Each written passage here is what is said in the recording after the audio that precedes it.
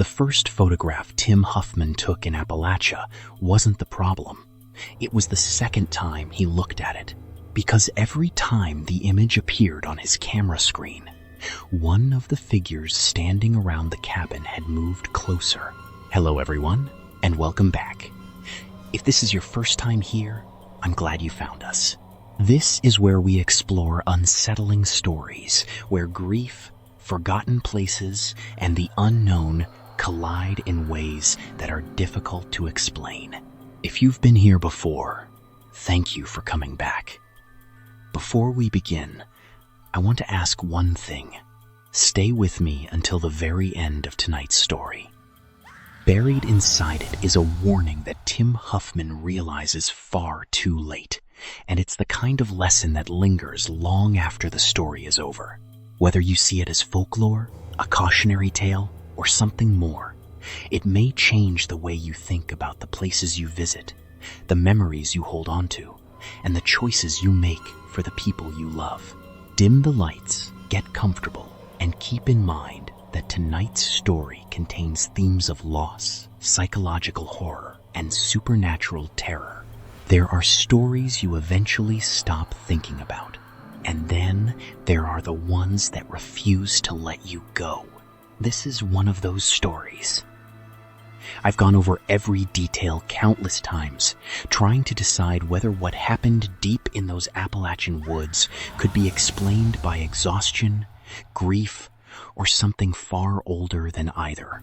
The more I revisit it, the less certain I become. This happened in western North Carolina.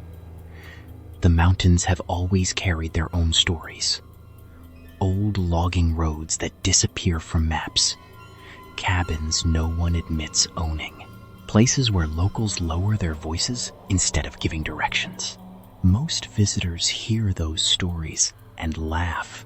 The people who grew up there usually don't. At the center of this story was a freelance photographer named Tim Huffman. If you'd met him before all of this happened, you probably would have described him as quiet, polite, and always carrying a camera over one shoulder.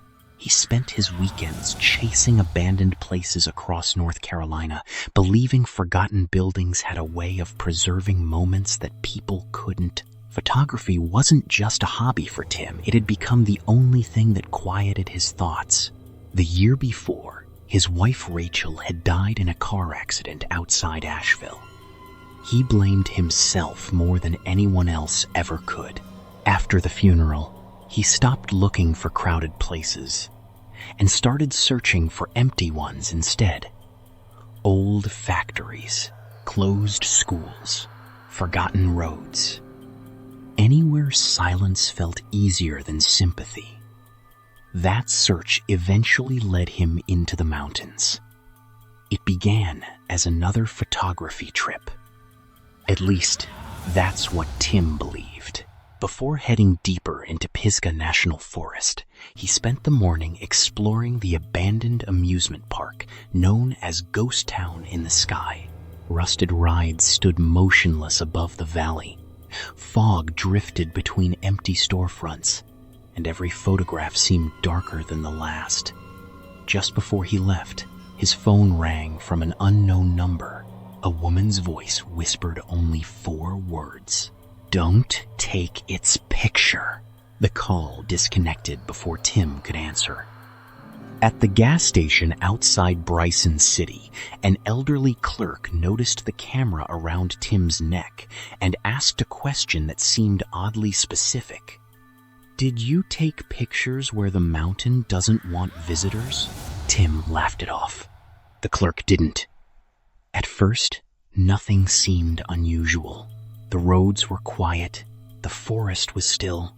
The old logging trail looked no different from dozens of others he'd explored before. Then, as daylight began to fade, Tim found a weathered log cabin hidden beneath the pines. From the outside, it looked abandoned. When he looked through his camera, everything changed. That was before the endless roads, before the impossible photograph. Before Tim discovered that some forests don't mind being remembered, They just refused to let anyone leave with the memory. To understand how one photograph unraveled everything, we have to go back to the moment Tim drove into Appalachia carrying a Nikon camera, a half-charged phone, and enough grief to ignore every warning he was given. Tim spent the next 2 days wandering western North Carolina with no real destination. He photographed the faded grandeur of the Biltmore estate at sunrise, climbed the misty overlooks along the Blue Ridge Parkway, and eventually found himself in Bryson City, where a volunteer at the county archives helped him sift through brittle land records that hadn't been touched in decades. One entry caught his attention: Huffman Homestead Private Family Property. The date beside it was nearly a century old. There were no recent tax records, no transfer of ownership, no indication the property had ever been demolished. Only a handwritten note in the margin. Road abandoned. Structure remains. Curiosity overpowered common sense. An hour later, Tim left the pavement behind and followed a muddy logging road that disappeared beneath towering pines. Branches scraped against his truck until even the tire tracks vanished beneath wet leaves.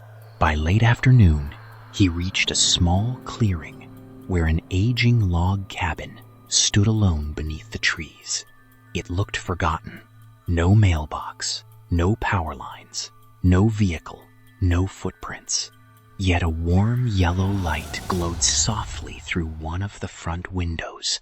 Tim climbed out. The forest so quiet he could hear water dripping from the branches overhead. Everything about the cabin seemed ordinary. Old wood, sagging porch, broken rocking chair, the kind of place photographers dreamed about finding. He lifted his Nikon. The world changed. The cabin was no longer empty. Through the viewfinder, 7 towering figures surrounded it in absolute silence. Some stood along the roofline. Others waited on the porch, with their long arms hanging motionless at their sides. Several lingered between the trees, their unnaturally thin bodies blending into the darkness. Every one of them had glowing white eyes. Every one of them stared directly into the lens. None of them blinked. Tim lowered the camera. The clearing was empty again. Only the cabin remained. His pulse hammered as he slowly raised the Nikon once more. The figures returned instantly, exactly where they had been before, waiting, watching. Every instinct told him to leave. Instead, almost without thinking, he pressed the shutter. The click echoed through the clearing. Every figure vanished. At the same instant, the forest went completely still. No birds, no insects, not even the wind. The silence felt unnatural, as though the mountains themselves had stopped breathing. Hands trembling, Tim opened the image on the camera's display. The figures were still there. He frowned and looked away, trying to steady himself. When he checked the photograph again, one of the figures from the tree line had moved several feet closer. His phone buzzed. No service. A sharp crack echoed somewhere behind him. A branch. Heavy. Close. Tim turned. Nothing. Only trees. He looked back at the photograph. The same figure had moved again. Closer than before. His breath caught as he zoomed into the image. A pale woman with tangled, mud-dark hair stood inside the camera frame, not outside the cabin, but somehow within the photograph itself. She hadn't been there when he'd taken the picture. She stared directly at him. Her lips moved slowly. 4 silent words. Don't let it touch you. Tim jerked his eyes away. When he looked back, She was gone. Seconds later, he checked the screen again. She had returned, and this time she was standing much closer. Tim ran. He reached his truck in seconds, threw the camera onto the passenger seat, and spun the tires through the mud. The logging road stretched ahead exactly as he'd driven it before. For nearly 10 minutes, he never looked back. Then the trees opened. The same cabin stood in front of him. Its porch light still glowed. His stomach tightened. No. He turned the truck around and drove the opposite direction. 20 minutes later, the road curved through dense pines before emptying into the very same clearing. The cabin hadn't moved. Neither had the yellow light. By the third attempt, panic had replaced reason. Tim grabbed his phone and opened his GPS. The map froze. A blinking blue dot jumped wildly across the screen. Pisgah National Forest, Bryson City, Maggie Valley.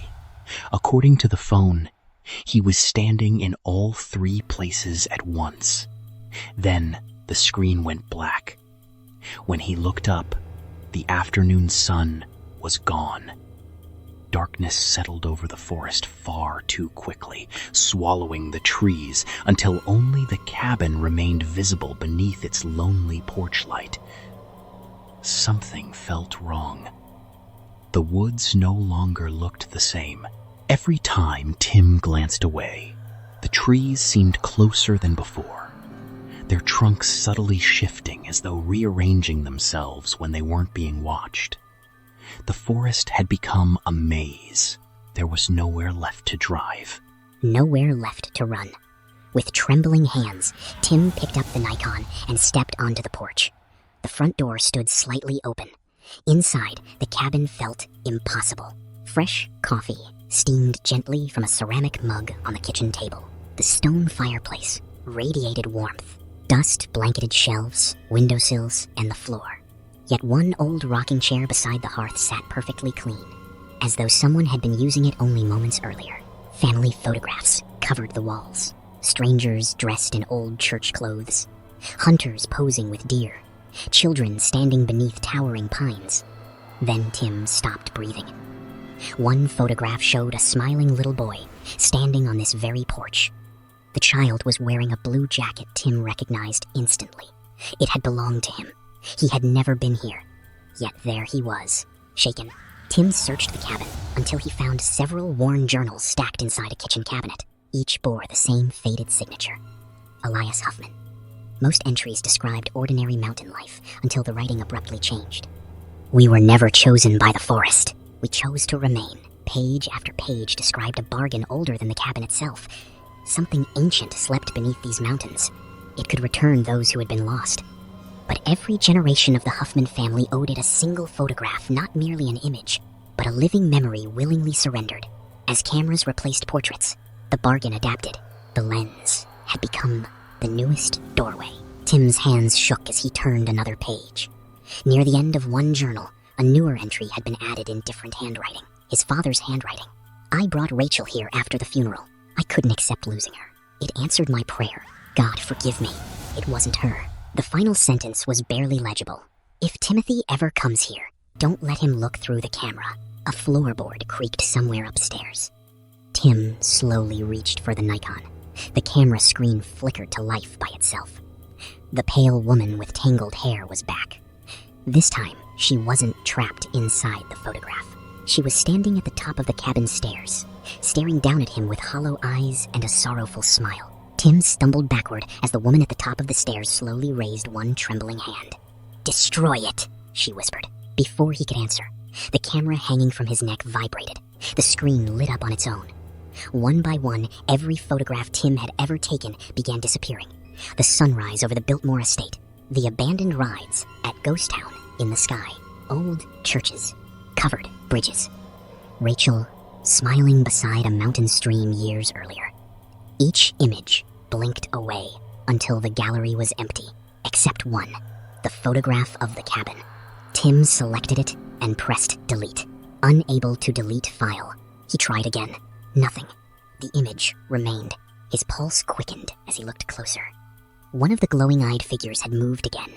It now stood at the edge of the porch. A loud knock echoed against the front door. 3 slow taps. Another glance at the screen. The figure had climbed the steps. Tim opened Elias Huffman's journal once more, searching frantically through the final pages. There, beneath faded ink, was the truth his family had spent generations hiding. The silent figures were not demons. They were photographers, travelers, curious people who had refused to surrender the last photograph the forest demanded. The bargain had preserved them, not as people, as memories that could never leave. Another floorboard groaned behind him. Tim turned. A tall figure stood in the hallway. Its glowing eyes slowly dimmed. Its face came into focus. The same scar above the eyebrow, the same weathered backpack, the same Nikon hanging from its shoulder. It wasn't hunting him. It was him. Older, empty, consumed by whatever lived beneath these mountains. The future version never raised a hand. It simply waited, as though it had always known this moment would arrive. Behind Tim, a familiar voice broke the silence. "Please." He spun around. Rachel stood beside the fireplace. Her gray skin looked almost translucent, but her eyes were unmistakably hers. Tears ran down her face. "You have..." The walls of the cabin shuddered. Outside, dozens of glowing eyes appeared between the trees. A voice, unlike anything human, rolled through the house, speaking from every wall at once. "Keep the photograph, and keep her."